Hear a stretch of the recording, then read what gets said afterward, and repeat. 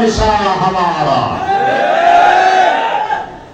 আমরা লক্ষ্য করছি ফিলিস্তিনি মুসলমানদেরকে যুগ যুগ ধরে হত্যা করা হয়েছে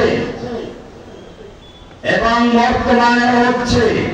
তাদের বাড়ি ঘরগুলোকে বুলডোজার দিয়ে গুঁড়িয়ে দেওয়া হচ্ছে। আকাশ থেকে হামলা করে তাদের শিশু পর্যন্ত, নারীদেরকে পর্যন্ত ধ্বংস করা হচ্ছে। মধ্যপ্রাচ্যে এখন এক যুদ্ধের দাবানল ঝুলছে। কাশ্মীর মুসলমানদেরকে যুগ যুগ ধরে হত্যা করা হয়েছে। ভারতের হিন্দুরা মুসলিমদেরকে চ্যালেঞ্জ করে কবিতা বলে স্লোগান দেয়, হিন্দু হিন্দি हिंदुस्तान जबन भेजो पाकिस्तान, वो हमारी माता है तुम उसको खाता है, तुमको चाहिए कब्रिस्तान या भेजेंगे पाकिस्तान। তারা অনেক মুসলিমদেরকে পাকিস্তান না পাঠিয়ে কবরস্থান পাঠিয়েছে। আর আগামী মুসলিমদের উপর অত্যাচার নির্যাতন হচ্ছে। উইঘুর মুসলিমদেরকে উন্মুক্ত কারাগারে বন্দী করে রাখা হয়েছে। বাংলাদেশের মুসলিমদের অন্তর থেকে ঈমানের নাম ও নিশানা মুছে দেওয়ার জন্য দীর্ঘদিন লালন পালন করে রয়ের মাধ্যমে প্রশিক্ষণ দিয়ে এদেশের বুকে এক ডাইনি স্বৈরাচারিণী শেখ হাসিনাকে পাঠানো হয়েছিল, যে বাংলাদেশে প্রথমে এসে সরাসরি ইসলামের উপর আক্রমণ করেছিল, কুকুরের মাথায় টুপি পরিয়েছিল। এদেশের লক্ষ ওলামায়ে কেরামের সরে তাজ শাইখুল হাদিস আল্লামা আজিজুল হক সাহেব, মুফতি আমিন সাহেব সহ অসংখ্য ওলামায়ে কেরামদেরকে জেলে ফেলেছিল। এরপরে যখন তাওহীদি জনতা তাকে দ্বিতীয়বার ক্ষমতা আসার থেকে সরিয়ে দিল, ভিন্ন কৌশলে মাঠে নামলো। এবারে প্রথমে হামলা করলো এদেশের যে সমস্ত ওলামায়ে কেরাম তাওহীদের কথা বলে, আল্লাহর জমিনে আল্লাহর দ্বীনকে বিজয়ী করতে চায়, তাদেরকে বিভিন্ন ভাবে কালারিং করার চেষ্টা করা হয়েছিল। আমাকে প্রথমে চেষ্টা করা হলো আহলে হাদিস বানাবার জন্য।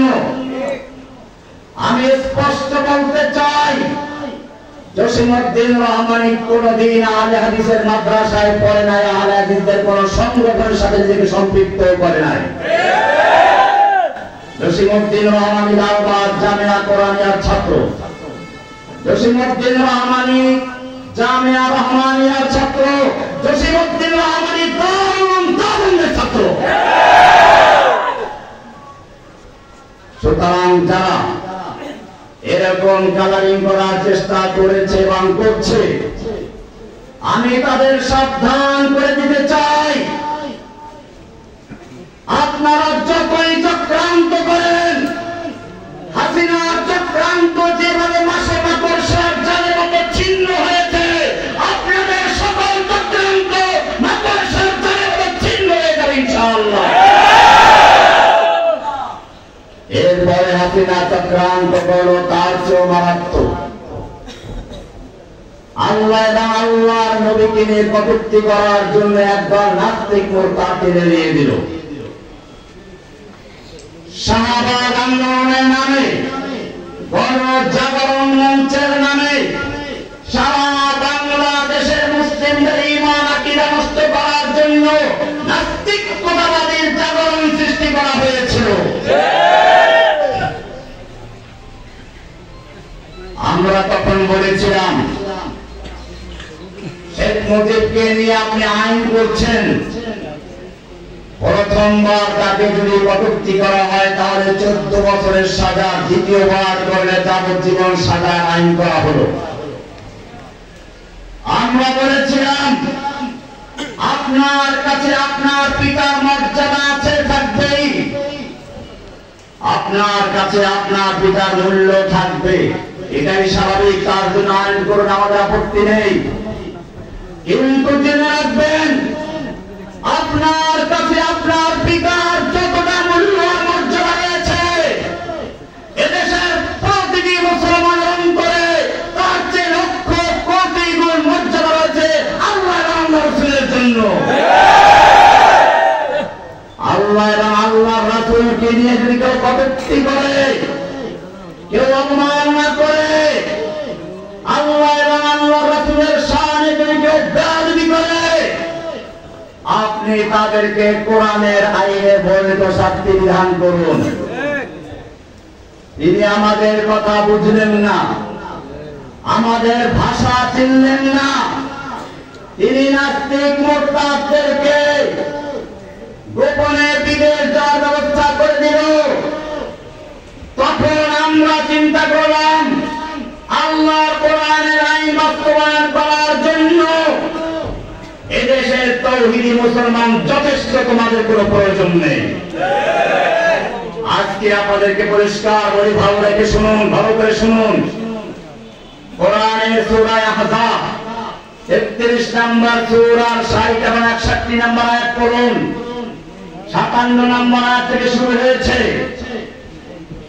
আল্লাহ তাআলা বলছেন, যারা আল্লাহ এবং রাসূলকে কষ্ট দেয়, এরা যদি বিরত না থাকে, লাইল্লাম ইয়ান্তাইল মুনাফিকুনা ওয়াল্লাযীনা ফী কুলুবিহিম মারাদুন ওয়াল মুরজিফুনা ফিল মাদিনা, যারা আল্লাহ এবং রাসূলকে কষ্ট দেয়, যারা মুনাফিক রয়েছে, যাদের অন্তরে ইসলাম বিদ্বেষের রোগ রয়েছে, ওয়াল মুরজিফুনা ফিল মাদিনাতে, এবং যারা আল্লাহ এবং রাসূলকে নিয়ে আর রাসূলের স্ত্রীদেরকে নিয়ে মিথ্যা গল্প তৈরি করে আল্লাহর নবীর চরিত্রের উপরে কালিমা রোপণ করতে চায়, আল্লাহ স্বয়ং নিজে বলছেন, লাইল্লাম ইয়ানতাহিল মুনাফিকুনা ওয়াল্লাযীনা ফী কুলুবিহিম মারাদুন ওয়াল মুরজিফুনা লানুগরিয়ান্নাকা বিহিম।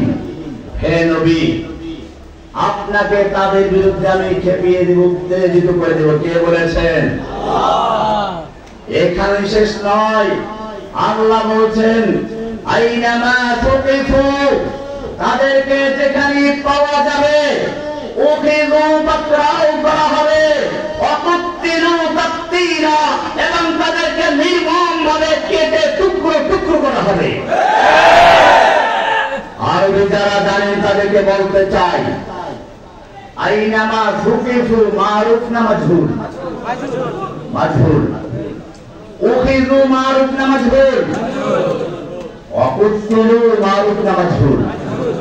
মাজহুল কাকে বলে?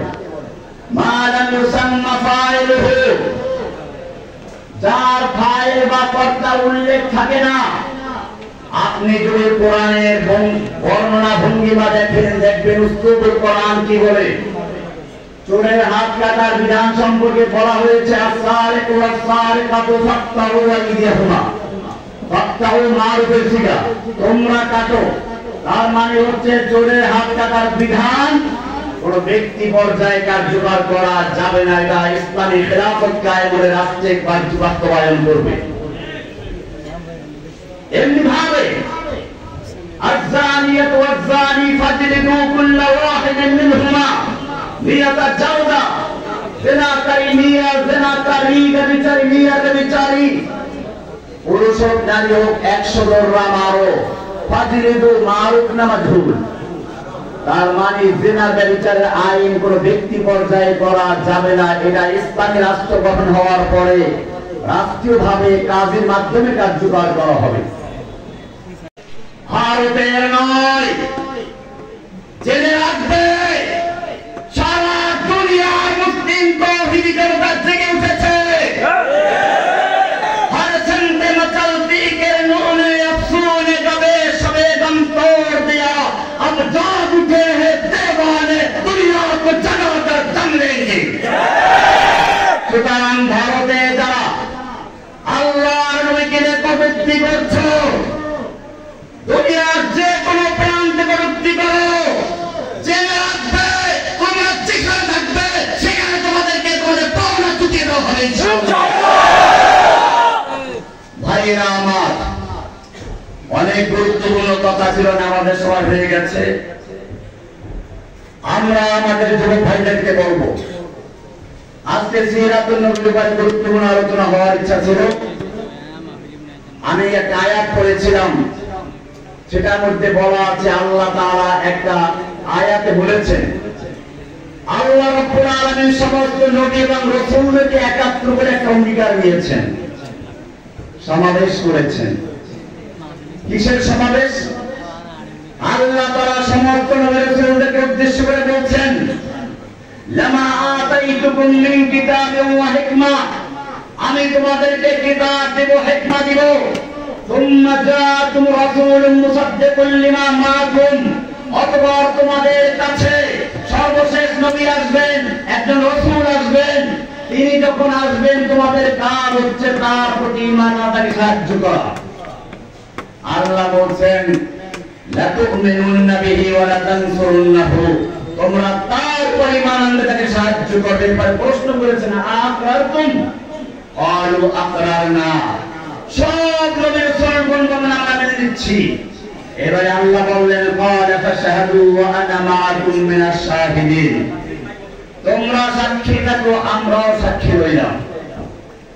ভাইরা আমার, মাহফিলে যখন পোস্টার করা হয় প্রধান বক্তার নাম থাকে সর্ব উপরে, আসে কোথায়? শেষে। প্রধান বক্তার পরে আর কোন বক্তৃতা চলে না। ঠিক তেমনি ভাবে আল্লাহ রাব্বুল আলামিন নবুয়তের পোস্টার করেছেন। নবুয়তের সরবরাহকে, নবুয়তের পোস্টারের প্রথম যে নামটি বরফে লেখা সেটা হচ্ছে আপনার নবী সরওয়ারে কায়নাত মুহাম্মদ রাসূলুল্লাহ সাল্লাল্লাহু আলাইহি ওয়াসাল্লাম। এরপরে যে নামগুলো সেগুলো হচ্ছে আদম থেকে শুরু করে ঈসা আলাইহিস সালাম পর্যন্ত। যখন মাহফিল শুরু হয়ে গেল, আদম আসলো, ঈসা আলাইহিস সালাম পর্যন্ত সব নবী আসলেন, সবাই এক কথাই বলেন প্রধান মেহমান আসবে। প্রধান মেহমান এসে গেলেন, সংক্ষিপ্ত করছি। আল্লাহর নবী সাল্লাল্লাহু আলাইহি ওয়াসাল্লামকে ঘোষণা করা হলো ওয়া আরসালনাকা ইল্লা রাহমাতাল লিল আলামিন। প্রধান বক্তা এসে গেলেন, প্রধান মেহমান এসে গেছেন। এরপরে যদি কোন ব্যক্তি নবুয়ত দাবি করে সে ব্যক্তি নবুয়ত নিয়ে কাফের।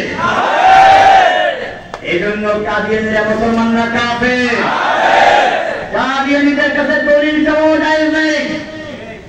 আপনারা জানেন আল্লাহর নবীর জীবদ্দশাতেই গোলাম মুসাইলামাতুল কাযযাব আল্লাহর নবীকে উদ্দেশ্য করে চিঠি লিখেছিল। কি লিখেছিল শুনুন। সে লিখেছিল মিন মুসাইলামাতা রাসূলিল্লাহি ইলা মুহাম্মাদিন রাসূলিল্লাহ, আল্লাহর রাসূল মুসাইলামার পক্ষ থেকে আল্লাহর রাসূল মুহাম্মাদের প্রতি ফাইন্নি উশরিকতু ফিল আমর, আমাকে আপনার সঙ্গে নবুয়তের ব্যাপারে শরীক করা হয়েছে। ফানিসফুল আরদি লি ওয়া নিসফুল লাকা, অর্ধ পৃথিবীর নবী আমি, অর্ধ পৃথিবীর নবী আপনি। আল্লাহর নবী তার কাছে কোনো দলিল চেয়েছিলেন না।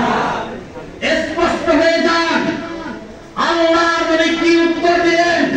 তিনি পরিষ্কার লিখে দিলেন মিন মুহাম্মাদিন রাসূলিল্লাহি ইলা মুসাইলামাতাল কাযযাব ইন্নাল আরদা লিল্লাহি জামিআ আসলিম তাসলিম। আল্লাহর নবী উত্তর সোজা লিখলেন আল্লাহর রাসূল মুহাম্মাদের পক্ষ থেকে মিথ্যাবাদী মুসাইলামার প্রতি ইসলাম কবুল করো, চলে আসো, নতুবা তোমার মৃত্যু সামনে আসছে। কোন দলিল চেয়েছিলেন না। বোঝা গেল আল্লাহর নবীর পরে যদি কোন ব্যক্তি নবুয়তের দাবি করে বিনা প্রমাণে, বিনা দলিলে সে কাফের। তার কাছে কেউ দলিল চাইলে বুঝতে পারি ঈমান দুর্বলতা রয়েছে। ভাইয়েরা আমার, বর্তমানে আরেকটা গুরুত্ব রয়েছে, আল্লাহর নবীকে তারা বলে পিয়ন। কথা না বললে হচ্ছে না। যেখানে আমি পেয়েছি এরা দাবি করে আহলুল কোরআন। কোরআন মানে তাদের বক্তব্য হচ্ছে পিয়ন তো চিঠি দিয়ে চলে যায়, তার তো কোনো কাজ নেই, চিঠিতে কি আছে ওইটা পাঠক দেখবে। ঠিক আল্লাহর নবী নাউযুবিল্লাহ বিল্লাহ, ওদের ভাষা বলছি, আল্লাহর নবীর কাজ হলো চিঠি অর্থাৎ কোরআন পৌঁছে দেওয়া, এরপরে নবীর কোনো কাজ নাই। আল্লাহর নবীকে যারা পিয়ন বানিয়েছে, আমি তাদের স্পষ্ট বলতে চাই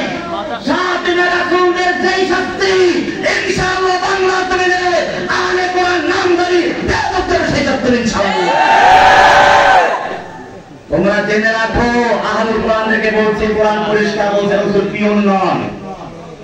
কোরআন পরিষ্কার বলছে মাইয়ুতির রাসূল ফাকাদ আতা আল্লাহ, যে ব্যক্তি রাসূলের ইতাআত করে আনুগত্য করে সে আল্লাহর আনুগত্য করে। কার আনুগত্য করে?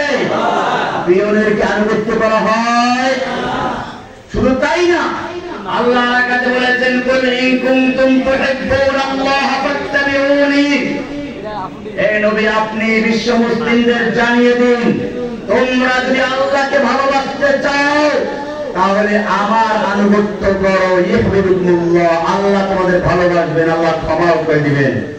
আমি জিজ্ঞেস করতে চাই, কোন পিয়নের কি অনুসরণ করা হয়? রাসূলের অনুসরণ করতে বলেছেন কে? কোথায় আছে? তাহলে যারা কোরআন মানা দাবি করে তারা যদি রাসূলকে না মানে, কোরআনের এই আয়াতকে স্বীকার করে তাহলে তাও কাফির, এবারে কোনো সন্দেহ নেই। আমি বলতে চাই, আল্লাহর নবীর আজকে সিরাত নিয়ে আলোচনা হচ্ছে, দীর্ঘ আলোচনা করার ইচ্ছা ছিল, সময় নেই। সর্বোপরি আমি আমার ভাইদেরকে বলবো, আল্লাহর নবীর সিরাত নিয়ে ইনশাআল্লাহ দীর্ঘ আলোচনা হবে। সিরাতে একটা বড় দিক হচ্ছে আল্লাহর নবীর মানুষদেরকে ঐক্যবদ্ধ করা। আপনারা জানেন আলী এবং মুয়াবিয়া রাদিয়াল্লাহু তাআলা আনহুমার মধ্যেও যুদ্ধ হয়েছিল, ভুল বোঝাবুঝি হয়েছিল। এই সময়